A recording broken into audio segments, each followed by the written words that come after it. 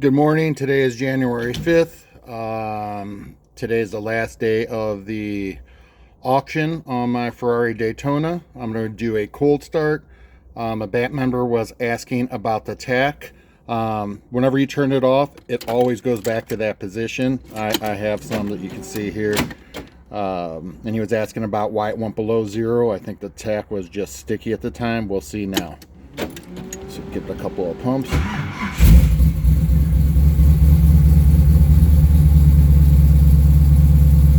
That's it.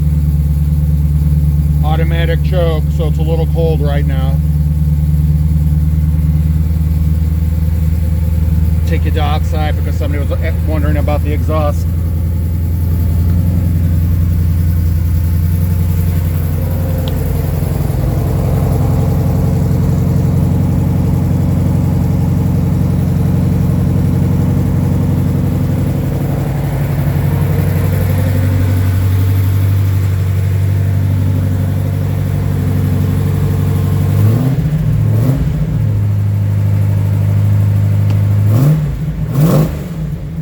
Get on too much, but she's cold.